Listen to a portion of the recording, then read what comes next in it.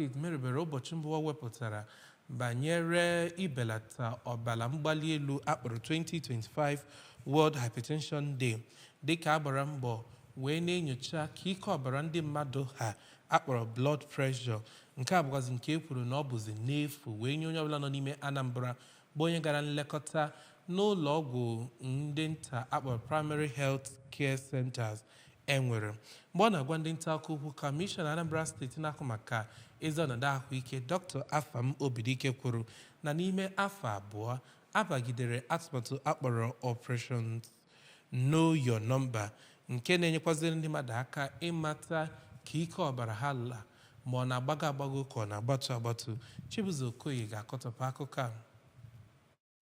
Kọmishọna mere ka amata na ọrịa ọbara mgbali elu bụ nke na-ememina ụmụ mmadụ anya n'ụwa niile gbaa gburugburu ma kwuo na ya bụ ọrịa anaghị efe efe mana ọ na-egbu ndị mmadụ kwa ụbọchị. Dọkịta Obidike gara n'ihu mee ka amata na gọọmenti Anambra steeti na-agbasi mbọ ike ịhụ na akọwara ndị mmadụ ihe niile ha kwesịrị ịma gbasara ya bụ ọrịa ma kọwaa na gọọmenti Ọkammụta Chukwuma Soludo na-agbasi mbọ ike ịhụ na ndị Anambra niile bụ ndị mara ihe gbasara ya bụ ọrịa ọbara mgbali elu. Onye ọda akwụkwọ kpụtọrọkpụ n'ụlọ ọrụ ahụike steeti a bụ dọkịta Obiageluche Ebo kwuru na ihe kachasị mkpa ugbu a bụ ịkụziri ndị mmadụ ihe ndị ahụ ha ga na-ezere maka inweta ọrịa ọbara mgbali elu. Onye isi nke nwa bekee kpọrọ Head of Medical Services na ụlọ ọrụ steeti na-ahụ maka ahụike dọkịta Ugochukwu Chuwulobele nọkwa oge emere ya bụ mmemme site n'Ọka. Aha m bụ Chibuzo Okoye maka akụkọ ụwa ABS.